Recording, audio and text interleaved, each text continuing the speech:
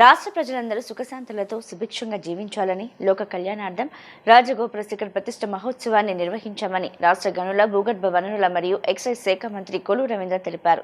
లోక కళ్యాణం కోసం స్వామివారికి విశేష పూజలు నిర్వహిస్తున్నామని చెప్పారు. మచిలీపట్నం బందరుకోటలోని శ్రీ కోదండ రామస్వామి ఆలయంలో నూతనంగా నిర్మించిన శిలారాజగోపురం శిఖర ప్రతిష్ఠ మహోత్సవాన్ని మంత్రి కొల్లు రవీంద్ర ఆయన సతీమణి నీలిమ దంపతులు భక్తి శ్రద్ధలతో ఘనంగా నిర్వహించారు. ఈ వేడుకలకు ప్రజలు పెద్ద ఎత్తున తరలివచ్చారు.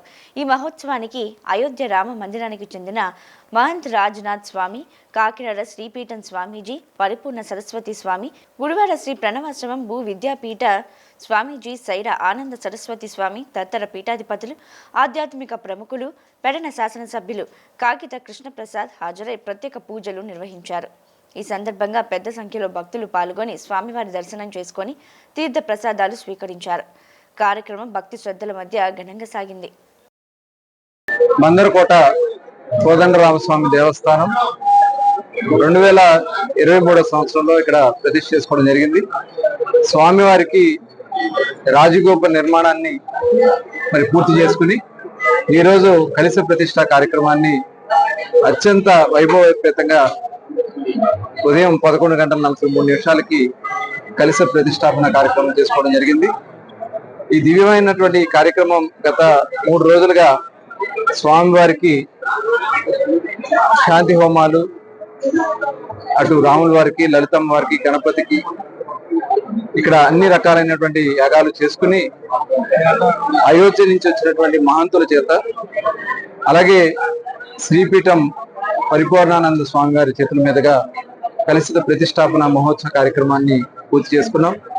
ఈరోజు అందులో భాగంగానే ఇప్పుడు అభిషేకాలు, ఏదైతే అయోధ్య నుంచి తీసుకొచ్చినటువంటి సరయూ నది నుంచి తీసుకొచ్చినటువంటి జలాలతో పాటు దాదాపు 12 పుణ్యక్షేత్రాల నుంచి కూడా జలాలను తీసుకొచ్చి పూర్వకుంభం చేయడం జరిగింది.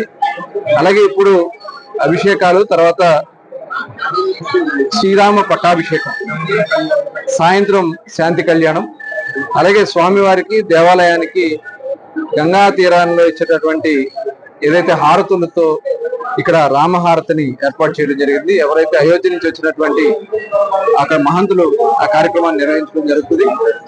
పెద్ద ఎత్తున భక్తులందరూ కూడా వచ్చి ఉదయం నుంచి ఈ కార్యక్రమాన్ని చాలా పెద్ద ఎత్తున విజయవంతం చేసుకోవడం జరిగింది. లోక కళ్యాణం కోసం, ధర్మ పరిరక్షణ కోసం మరి ఈ రోజు జరిగినటువంటి మహత్ కార్యక్రమంలో పాల్గొన్న ప్రతి ఒక్కరికి కూడా మనస్ఫూర్తిగా హృదయపూర్వక ధన్యవాదాలు తెలియజేస్తూ, ఆ రాముల వారి ఆశీర్వచనాలు అందరికీ ఉండాలి, అందరూ సుఖ సంతోషాలతో ఉండాలని చెప్తూ లోకా సమస్తం సుఖినో భవంతు. ఆయన ఎలా ఇక్కడ చేయాలనేది, ఎందుకంటే చెప్తా ఉన్నారు కరెక్ట్ గా కలశ ప్రతిష్టాపన కార్యక్రమంలో గరుడ పక్షుల పైన వచ్చి సంచరించినాయని చెప్పి చెప్తా ఉన్నారు. అది నిజంగా ఆ స్వామి ఆశీర్వచనం అని చెప్పి నేను భావిస్తాను.